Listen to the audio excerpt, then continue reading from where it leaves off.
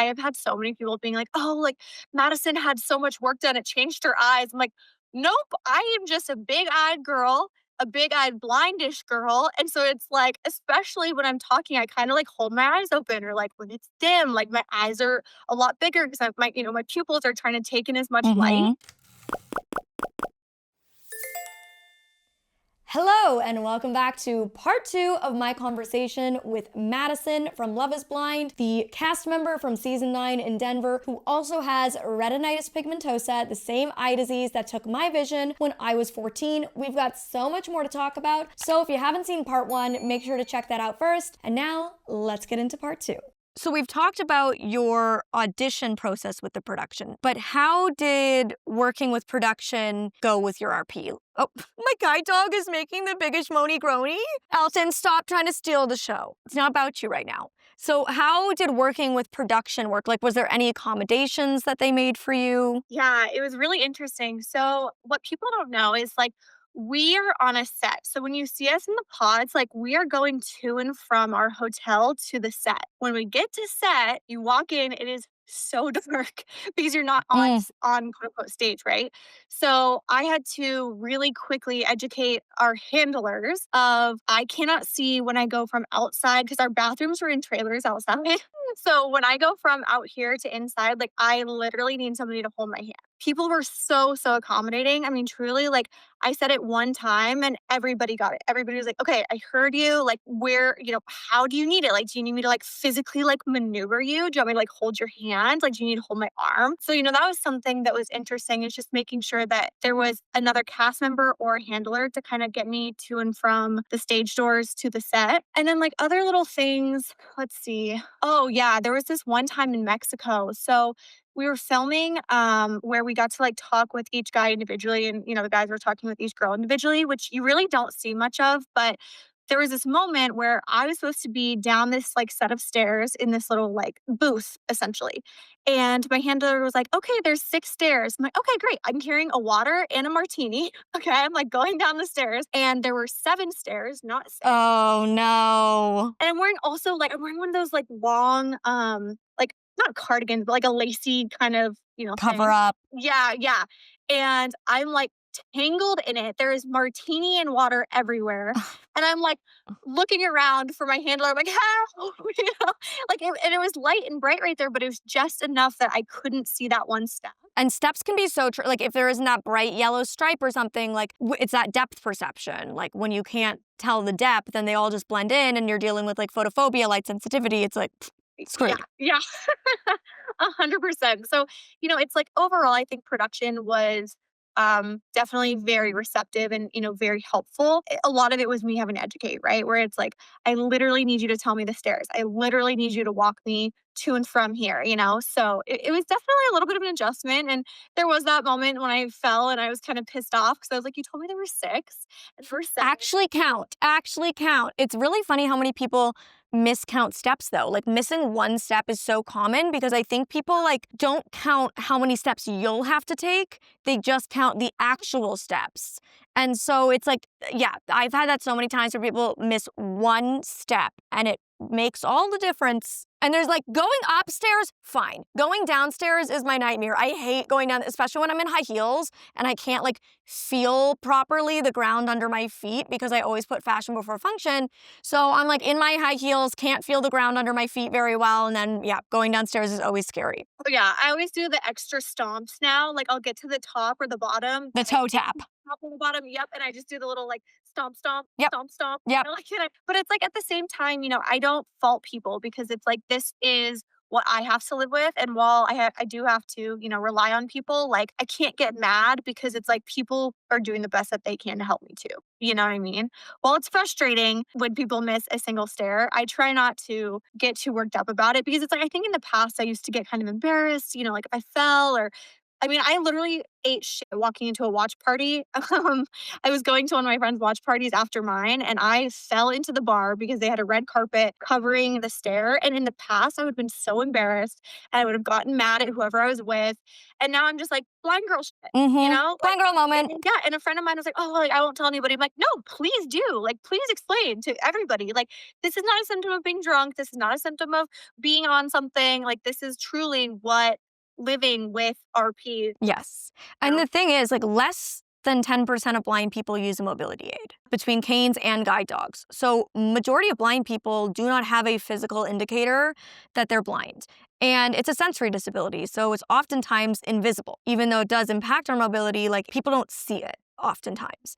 And so I'm always trying to tell people, like when I'm doing like corporate conversations and stuff, I'm always trying to remind people that there might be somebody in your office dealing with low vision and you have no idea. You might be interacting with somebody every single day as a barista who orders coffee from you, who's dealing with low vision or vision loss of some kind, and you have no idea because they are not presenting the way media has shown us blindness is. And people have such a misconception that blindness is black or white. You see or you don't.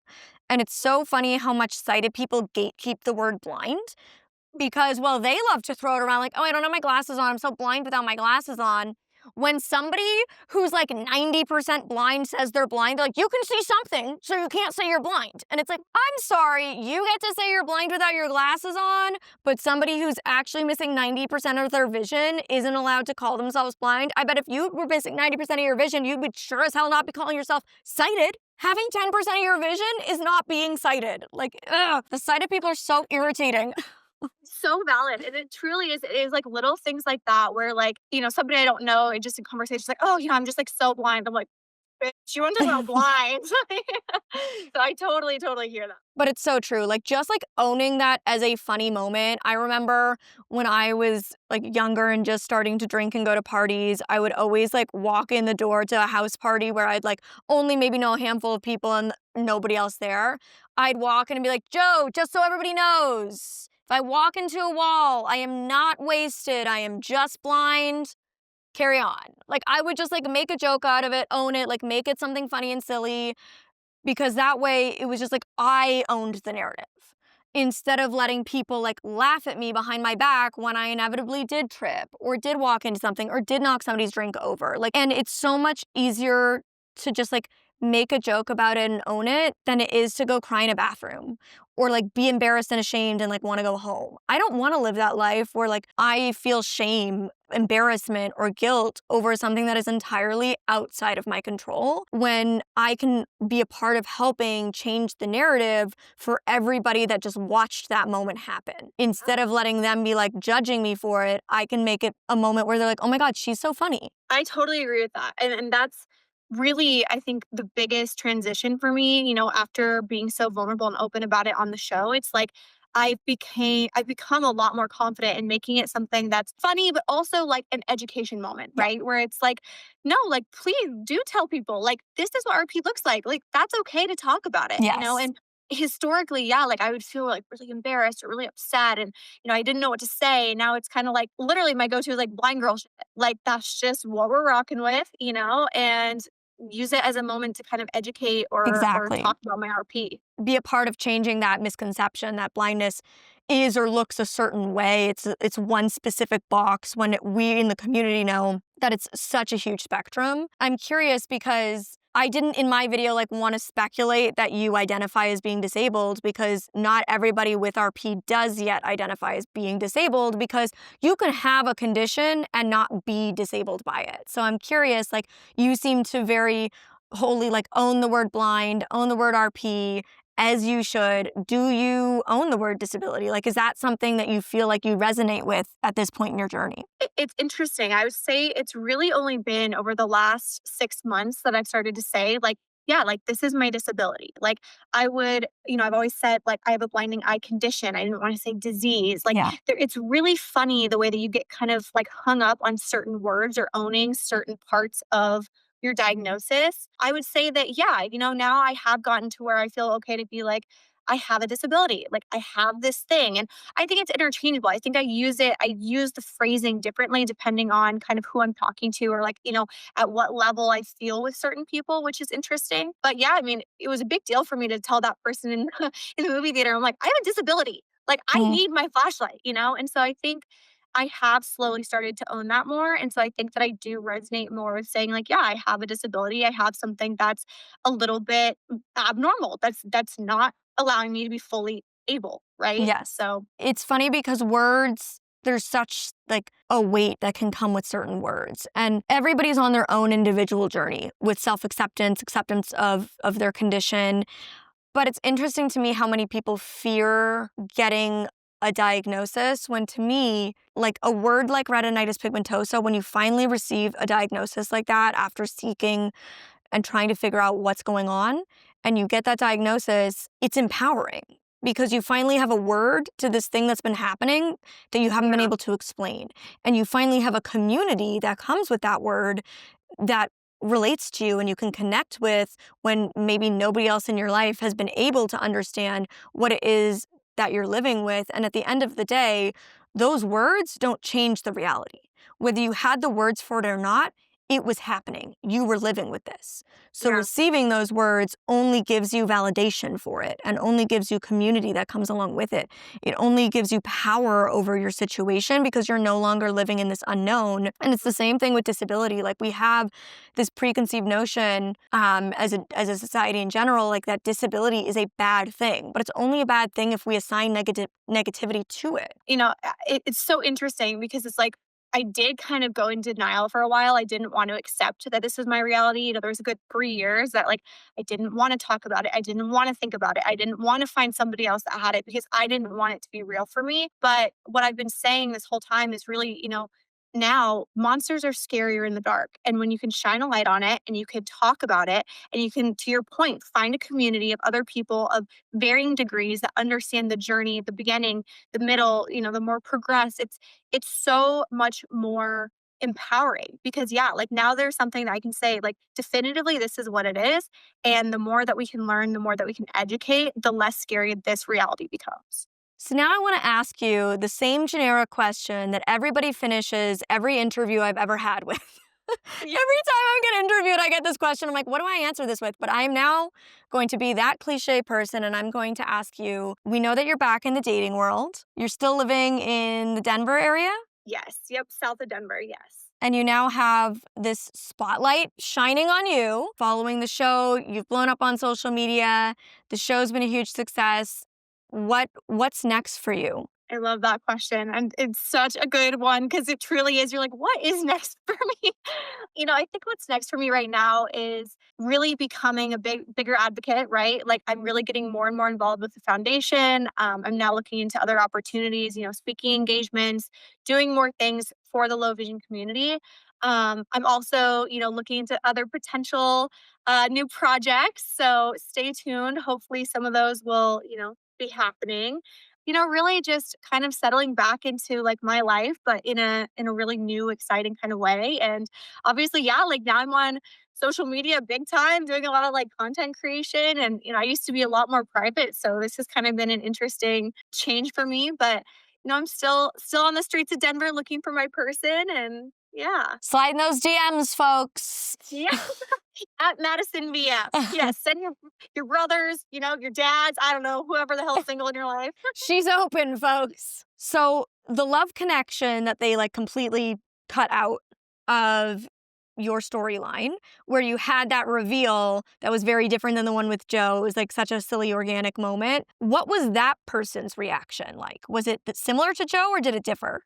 Wow, that's a good one. Honestly, I have not thought about that in a year and a half of what his reaction actually was. I think that he was kind of in shock. Like, I feel Mm. like I remember him kind of be like, wait, what? And it was kind of a moment of like, yeah, actually, I will say he asked far, far more questions. Like, he definitely, I think I remember us talking for almost an hour about it.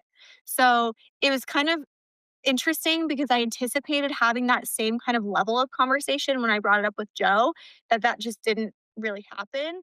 And that's Um, the level of conversation that I was anticipating watching it. And I also thought it was so interesting that they didn't even show like any real interview clip of you talking to camera about like your feelings around telling the guys. that was wild to me because, yeah, I wanted to talk about that. I remember from your video, you had mentioned, like, in her confessionals, like, why wasn't there was so much conversation around that. I mean, my producer was incredible, like, huge shout out to him because he really went in depth on wanting to get my story told and wanting to really make sure that I felt like I was comprehensively covering things that led to, certain things that would be within our relationship regarding my disability.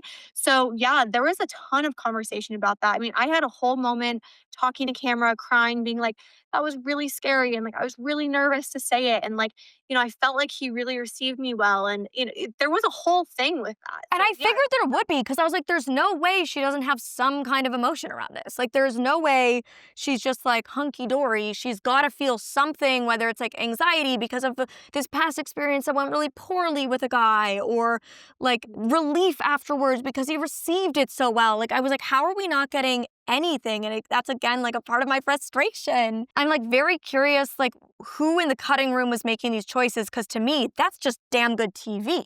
That's just interesting. That and beyond that, it's good representation for the community. So it's like I'm like, was it like ableism that was like they were like, oh, this is too heavy or this is too awkward, or like we just don't know enough about this to feel comfortable, which is for me on my side, like why I'm constantly advocating that we need disabled people at every step of the entertainment system, like not just on-screen talent, because on-screen talent have the least power. It's producers, directors, editors, casting directors, they have the power. And we need somebody like with our, if somebody with RP had been involved on the back end, I am so certain your storyline would have been shown very differently because they would have been able to help craft that with confidence, knowing our community and knowing Right. what was needed and knowing what the questions would be and knowing what was important to highlight, which is not power that you as on-screen talent possess. You don't get to tell them to make those choices the way somebody in the cutting room does. And I just can't help but feel like there was some decisions being made around those cuts that were like rooted in fear around getting it wrong Mhm. or discomfort around the topic that made them cut that out because like there's no argument that makes good TV. So I Yeah. just don't understand why it was removed. I was left on the cutting room floor. I mean, it's a really good point. Honestly, I don't know. It's like, yeah, I wonder if maybe there was just some kind of feeling of like, we don't really know exactly what we should or shouldn't say about this. We don't Exactly. want to, part of me also feels like maybe they didn't want to exploit me. I think there's maybe a part of that they could have seen the backlash that could have come with that a little bit, right? Like if they were to kind of use that as my end all be all storyline, I think there would have been some backlash from people like us. At least I know I would have felt like that if that was my entire story. It'd be like, really? Like show other parts of who this person is.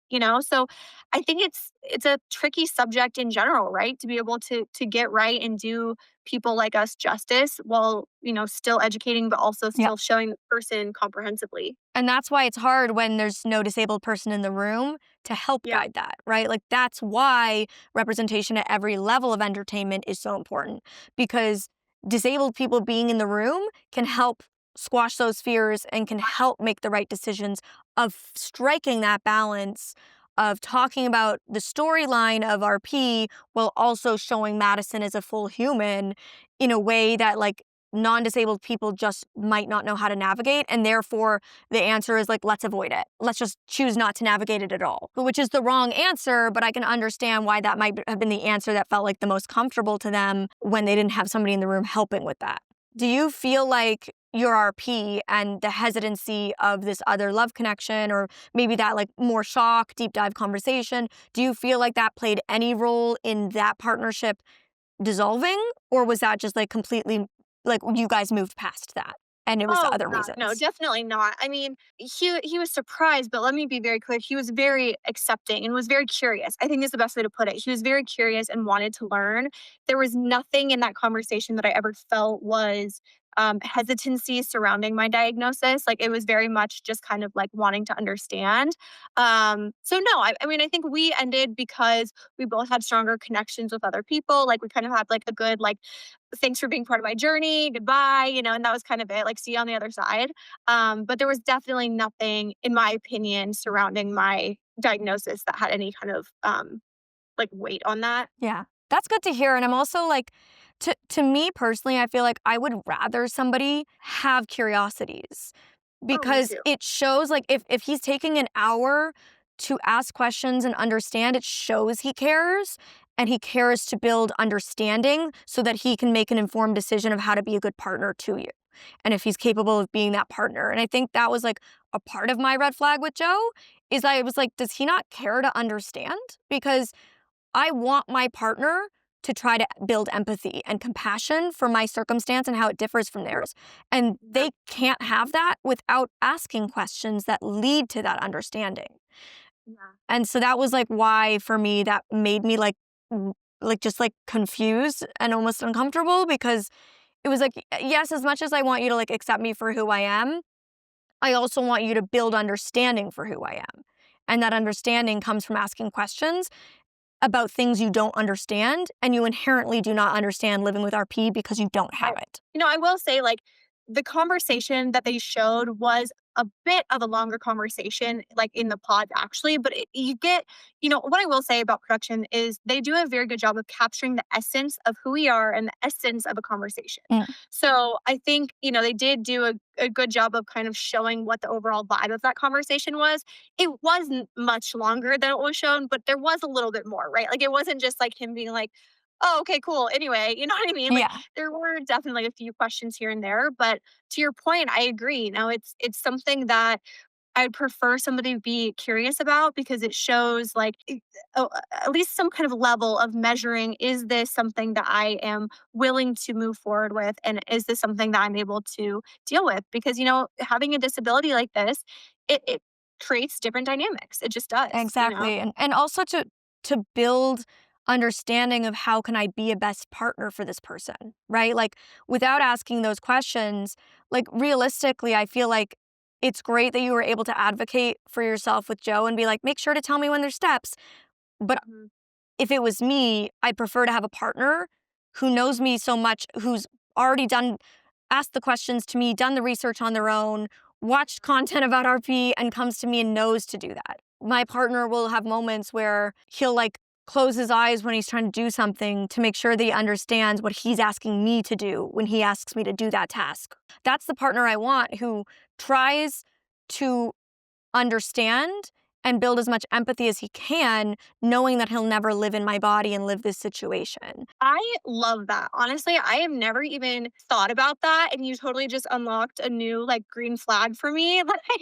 Like, that is something that is so positive and so encouraging to hear because, I did date somebody after the show, and he was very much interested in learning about it, understanding it, but I don't know that he ever necessarily, like, closed his eyes and practiced some things. I love that. Like, that is so empathy to the max and, like, so incredible. But yeah, no, I mean, I have had partners that really do their research and really kind of ask the hard questions, but like taking it to that next level, that's really, really cool. Really encouraging to hear. Yeah, I think it's so special. Like, I'll get messages from people and they're like, hi, like, my boyfriend or my girlfriend is blind or low vision or has RP, and I'm wondering about XYZ. So I can be a best, like, what are good date recommendations so I can make sure I'm bringing them on a date that's inclusive for them or that will be fun for them?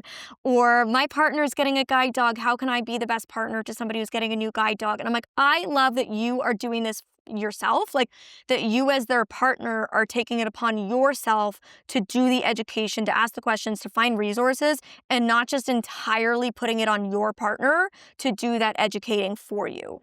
And that to me shows so much like love and care. It does. Ugh, I really love that. Wow. Honestly, I haven't thought about it from that perspective. Like, I think I come from the place of like, I'm so independent and, I have to be, right? Like, I live alone. Like, I'm a single woman. It's like I'm so used to kind of doing all those things on my own that it's like I've allowed myself to hold the burden of education and hold the burden of having to talk about this. And while like I take that seriously, I think you make a really great point where it's like a good partner and somebody that truly wants to be in our lives will go that extra mile and kind of meet you where you're at. Yeah, to me that like that's the difference between a really incredible partner and just like somebody who's like good but not like it's like that when they take like that extra step to show Yeah. you like I I care to know you wholly. And like Yeah. I care to do what I can to be the best partner for you so you don't have to ask this of me. Like that is to me what's made the difference in the incredible relationships. Like I feel like I've had two relationships in my life, my current one and one in my early 20s who were partners who like went above and beyond to do what they could without me asking them to do that versus partners who just like yes, they'll do it when I ask.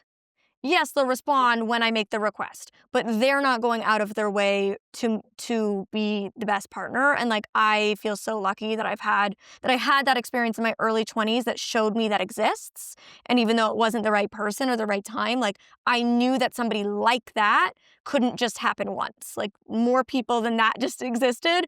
And that's like who I hope every disabled person finds is that person who makes them feel like their disability like isn't even a part of the conversation in terms of like it's not a burden. It doesn't like negatively impact the relationship. In fact, it expands that person's universe. It makes their world more interesting. It teaches them so much. And like that's the type of partner that I think disabled people deserve. I love that. I totally agree. And I think it definitely like opens the door for more connection, right? Like it's something that makes it very, very easy to connect on when you just ask and try and have empathy. Okay, I said that was the last question, but I have one more question. Sometimes I've been on the end that you're on a lot of times where you're being interviewed, and sometimes there's like a burning thing you want to talk about, and the interviewer does not give you the opportunity. So, is there anything that you want to address that you want to make sure to talk about? Anything from my video that I had speculated on that we didn't get to talk about in this? Like anything, this is your moment. If there's something you want to bring up, please feel free. Yes. Oh my gosh. Thank you, Molly. I so appreciate that. Honestly, I actually did want to talk about the reunion because it's like there's a couple of things that I've gotten, and you were saying how people have kind of reacted to my reunion look and da Yeah. da da.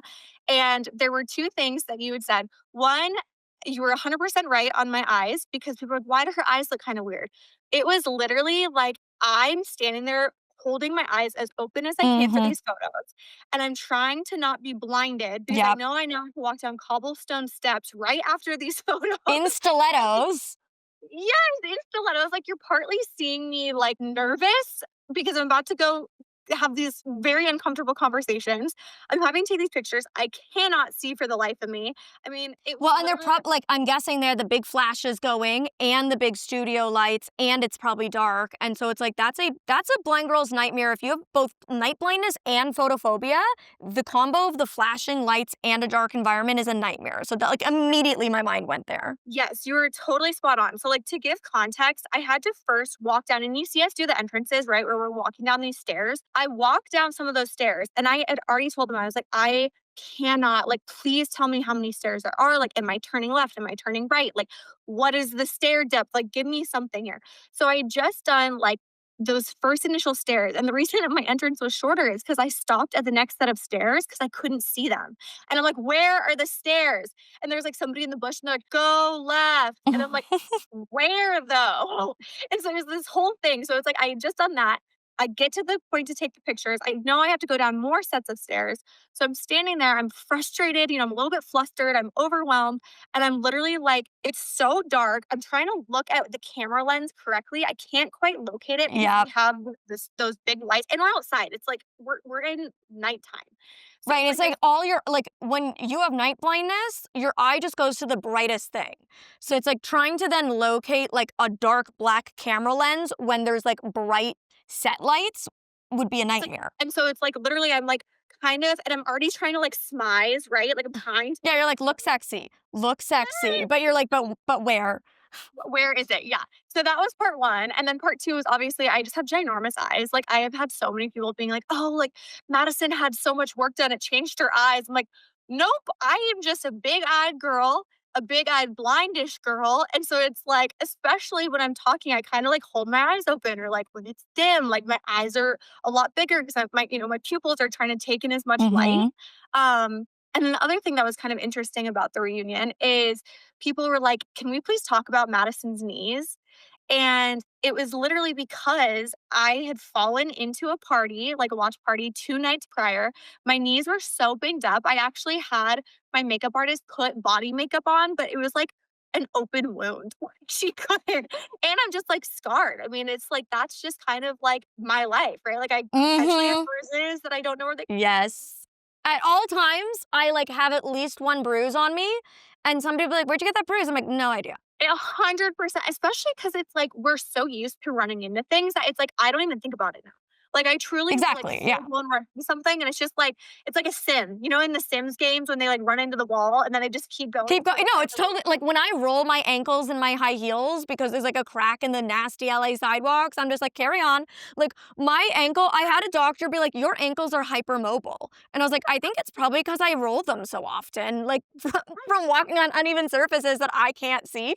So I just like roll my ankles constantly and they're now like hypermobile. And I'm like, oops. But that's probably why I don't sprain them every single time because they're just like, boop, bounce back, keep going. Like I just like don't even think twice about it. And I think that was what was so frustrating to me about that speculation is like I was like, is nobody thinking about the fact that she has RP? Like in making these like rude remarks about her eyes looking weird or your knees. It's like to me, all of those things were so easily explainable because I live with the same condition and I have so many friends in the blind community that to me it's just like, hello, obviously. And I feel like that was like why it frustrated me so much that they cut so many scenes out of you guys, in particular of the RP stuff, because it's like it was such a great moment to educate. And then there's still all these people not understanding, even though they've watched the entire show. And it's like if Netflix had done a good job editing and like put enough information in the show, then nobody would have had to ask, like, why were her knees banged up or like, why did her eyes look funky? Because they would have understood and fully comprehended. And it's just frustrating. And it's that constant, like, I also, quote, don't look blind. And so even though I have a guide dog and I use a screen reader, all the time people don't understand the gravity of my blindness because I make it look easier than it is. I mask it very well. I'm very well adjusted and I know how to get by without people really noticing. And it's it's good and it's bad, right? Like the frustrating part is like people don't understand how much you're actually not seeing, how much it's actually impacting your life, how exhausting it truly is dealing with all of this because you're just making it look easier. And I was frustrated for you and for our community in general that people making those remarks were not making the connection that to me was so very obvious. You know, I think it was a little bit of a miss on production side just to, have that representation and to kind of be able to educate more. But at the end of the day, like it is what it is. And I'm happy to do that educating on my own. And, obviously there's amazing people like you that are doing the same thing and advocating for this information to be out there. And it's like honestly, I don't even take offense to it anymore. Like when people are like, oh, like what's up with your knees? I'm like, blind girl shit, like why are your eyes so big? Because I can't see and I'm trying to look, It's just like By the way, pro tip for the future with situations like that where you have like a walkout moment, it is so fair to ask production to do a walkthrough ahead of time. oh, I Like, did. Oh, okay. I did. Yes, I definitely did. It was the thing that was hard is that we were on a tight time frame. I was told that I was going to be able to see the stairs beforehand and get a sense for it. And just the way that, how it goes sometimes in entertainment, it's just like things happen and then Mm-hmm. we were at a time crunch and it just had to happen when it happened. So, yeah, no, I definitely did advocate for that. I definitely had asked for that and was assured that I would be able to do that. But at the least I saw photos of what the stairs were gonna look like. I just didn't know to what degree the lighting was gonna be. Yeah, So that exactly, which completely changes everything. Like, even if you did a walkthrough, but the lighting wasn't all set up yet, like, it completely changes what it's gonna be like in the moment. yes, exactly. Thank you for that context, also. So glad I was right. Feeling really good about myself. I know my blind community. You know, for RP too.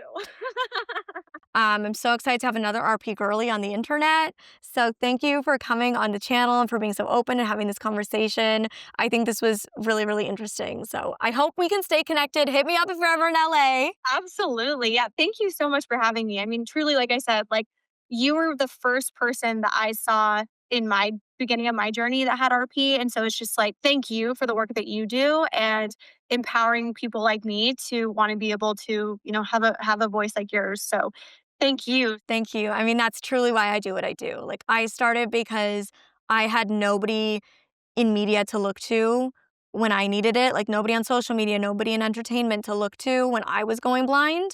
And that was like my dream industry. That was my dream career. So to feel like there was like nobody to look to made me be like, oh, I can't do it. If it doesn't exist, it's not possible. And that's why it doesn't exist. And so I started to be a part of changing that. And every single time I meet somebody like you who feels like in any small way I have empowered you or impacted you to feel more confident or to feel like you deserve to have a voice and a space in this industry, that just makes me feel like I'm accomplishing the very mission that I originally set out to do. So thank you. I love that. Oh, thank you so much, Molly. Madison was just so incredibly sweet. I honestly feel like we could have talked for hours, but eventually I had to cut us off, if only to be, mindful of her time. But I am so glad we were able to do this. I really hope that we can connect in person someday. This was such a wonderful conversation. I'm going to leave all of Madison's info down below in case you do not follow her yet. And I'm also going to have video number 1, the first half of our interview, right here if you want to click on that. Or if you're done watching Love is Blind content, you can click over here to watch a video with my cute, adorable guide dog to see how guide dogs really guide a blind person. Bye!